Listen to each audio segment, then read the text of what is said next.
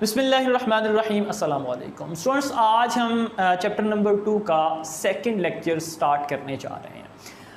First lecture के अंदर हमने डिस्कस किया था रियल नंबर्स, रैशनल नंबर्स और इर्रेशनल नंबर्स। आज हम डिस्कस करेंगे, आज का जो हमारा टॉपिक है वो है decimal representations of rational and irrational numbers. चलें लेक्चर को स्टार्ट करते हैं। 2.1 का जो क्वेश्चन नंबर 1 है, इसके अंदर वो ये पूछता है identify which of the following are rational and irrational numbers. यानी इसके अंदर उसने 6 पार्ट्स दिए हैं, वो हर पार्ट्स के बारे में ये पूछता है कि आप ये बताएं कि इसमें से रैशनल नंबर कौन कौन से हैं और इर्रेशनल नंबर कौन कौन से हैं। फर्स्ट पार्ट जो है वो है जी √3। अब ये बताएं कि ये रैशनल है या इर्रेशनल। आपको मैंने रैशनल की डेफिनेशन भी बताई थी कि रैशनल कौन से होते हैं और जो रैशनल नहीं होते वो फिर इर्रेशनल होते हैं। अच्छा, अब यहाँ पे देखें, हमने जो रैशनल की डेफिनेशन पढ़ी थी वो ये पढ़ी थी कि a number which can be written in the form of p/q। पहली जो उसकी कंडीशन थी वो ये थी कि किसी भी नंबर को हम p/q की फॉर्म में लिख सकते हो। फिर हमने दूसरी इसकी कंडीशन उसी डेफिनेशन के अंदर थी कि p एंड q जो हैं वो बिलोंग कर रहे हों सेट ऑफ इंटीजर से, यानी p एंड q दोनों जो हैं वो सेट ऑफ इंटीजर से बिलोंग कर रहे हों, दूसरी कंडीशन। और तीसरी ये थी कि q जो है, आपको याद होगा, तीसरी ये थी कि q जो है वो 0 के बराबर नहीं होना चाहिए। पहली कंडीशन क्या थी कि हम नंबर को p/q की फॉर्म में लिख सकें। दूसरा ये था कि p एंड q जो है वो बिलोंग किससे कर रहे हों, सेट ऑफ इंटीजर से। और तीसरा ये था कि q is not equal to 0।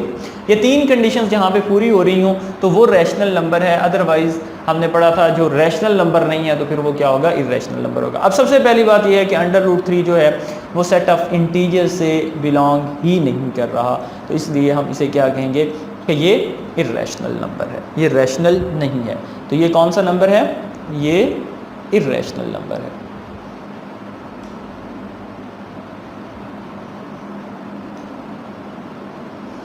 Ji second में आ जाएं जी। सेकंड पार्ट जो है वो हमारे पास है 1/6।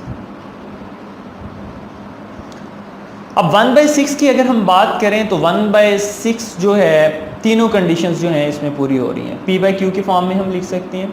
p एंड q यानी 1 और 6 दोनों किससे बिलोंग कर रहे हैं, सेट ऑफ इंटीजर से बिलोंग कर रहे हैं। तीसरा ये है q is not equal to 0, यानी बटे के अंदर जो रकम है वो 0 के बराबर नहीं है, तो इसलिए ये हमारे पास क्या हुआ, ये रैशनल नंबर हुआ, ये रैशनल हो गया। अच्छा, थर्ड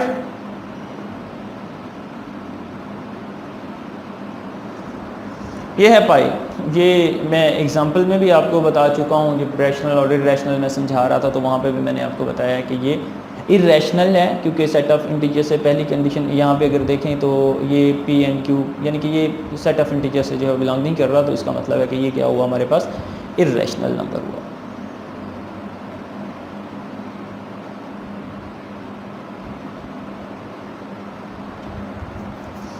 फोर्थ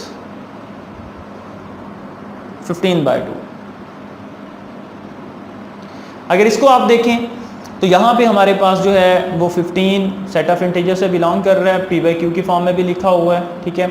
इसका मतलब ये हुआ कि इसको हम p/q की फॉर्म में भी लिख सकते हैं, और ये p एंड q दोनों जो हैं वो सेट ऑफ इंटीजर से बिलोंग भी कर रहे हैं, और q जो है वो नॉट इक्वल टू 0 है, तो इसका मतलब है ये भी क्या हुआ, रैशनल नंबर हुआ।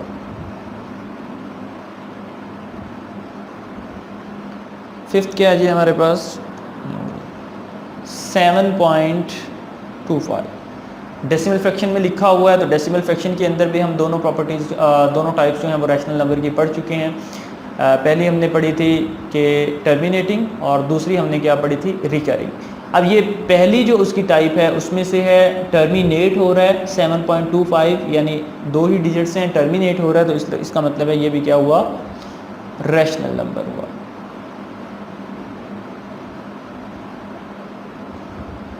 सिक्स क्वेश्चन जो है वो हमारे पास 6 पार्ट इसका वो है जी √29। तो 29 जो है इसमें ये देखें सेट ऑफ इंटीजर से ये बिलोंग नहीं कर रहा, तो इसका मतलब ये हुआ कि ये इर्रेशनल नंबर है।